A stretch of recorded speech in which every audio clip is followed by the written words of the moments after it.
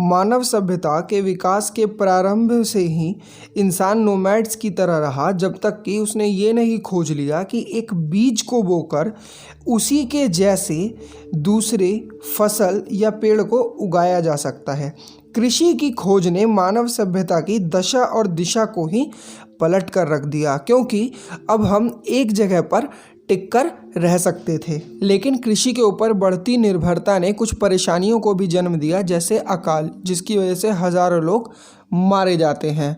लेकिन कुछ लोग आगे आए जो इस परेशानी का हल ढूंढना चाहते थे। इसी कड़ी में एक नाम आया, निकोलाई वेविलोव, जो कि इस पूरी दुनिया की भूख मिटा देना चाहते थे जेनेटिक साइंस का यूज़ करके।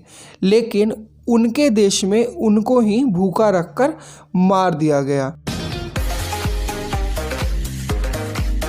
निकोलाई वेविलोव का जन्म 25 नवंबर 1887 को मॉस्को यूएसएसआर में एक अपर मिडिल क्लास फैमिली में हुआ।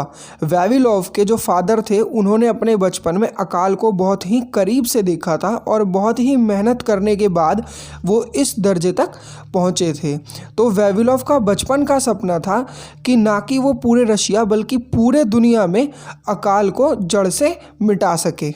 फर्स्ट वर्ल्ड वॉर के दौरान वेविलोव ने वीट इम्यूनिटी टू डिजीजेस नाम का थीसिस लिखा, जिसे उन्होंने रशिया में ही रहकर कंप्लीट किया। इसके बाद उन्होंने कैम्ब्रिज यूनिवर्सिटी जाकर विलियम बेटसन के साथ रिसर्च में हिस्सा लिया और मेंडल के जेनेटिक्स एक्सपेरिमेंट्स के बारे में और डिटेल में जाना। और जेनेटिक्स ही उन्हें वो तरीका लगता था जिससे पूरी दुनिया की भूख मिटाई जा सकती है।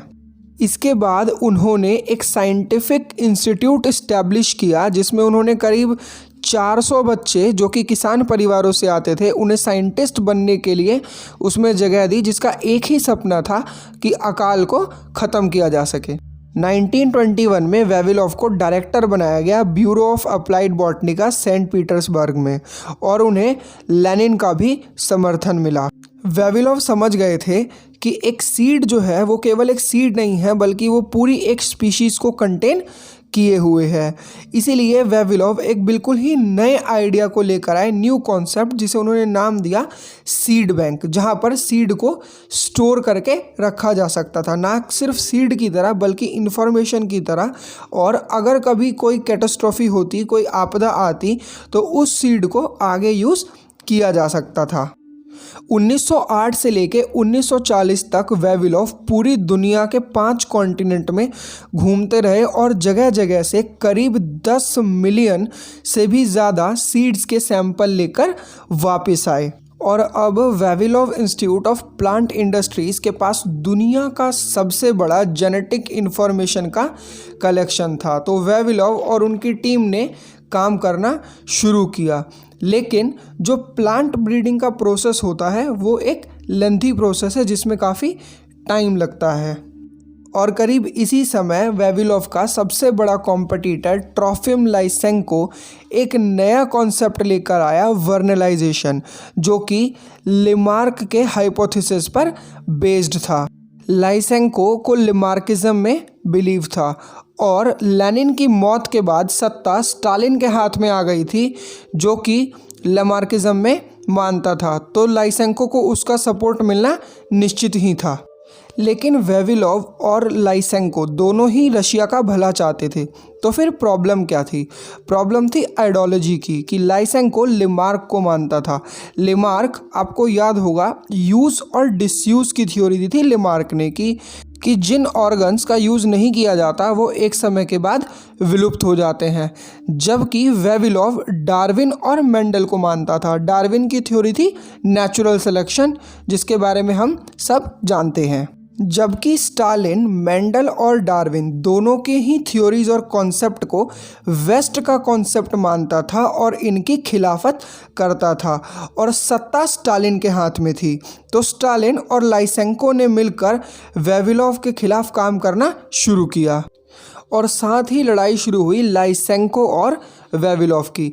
लाइसेंको का जो वर्नलाइजेशन का कॉन्सेप्ट था, उसमें वो कुछ बीजों को ठंडे पानी में स्टोर करके रखते थे ताकि वो ठंड के मौसम में भी उस बीज को बोकर उगा सकें। उनका मानना था कि जिन बीजों को ठंडे पानी में रख दिया गया है तो जब उन्हें बोया जाएगा तो अगर मौसम ठंडा भी होगा तो भी उनकी फसल उग जाएगी।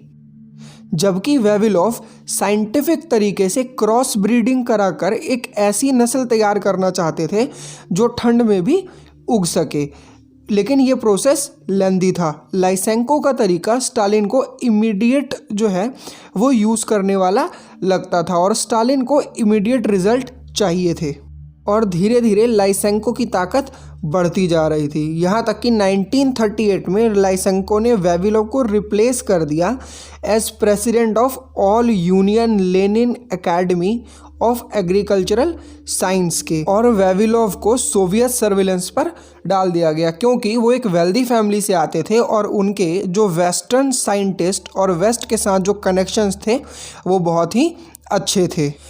धीरे धीरे वेविलोव के कोवर्कर्स गायब होने लगे और उसमें से कुछ तो मारे भी गए। लाइसेंको और स्टालिन वेविलोव को उसी समय रास्ते से हटाना चाहते थे, लेकिन वो ऐसा नहीं कर पा रहे थे क्योंकि वर्ल्ड साइंटिफिक कम्युनिटी में वेविलोव की इमेज बहुत ही अच्छी थी। उन्हें ये मौका दिया वर्ल्ड वॉर 2 ने। 1940 में वेविलोव को गिरफ्तार कर लिया गया जासूसी के जुर्म में और यूएसएसआर से गद्दारी के जुर्म में, और उन्हें मौत की सज़ा सुनाई गई जिसे बाद में बदलकर 20 साल की कैद में बदल दिया गया।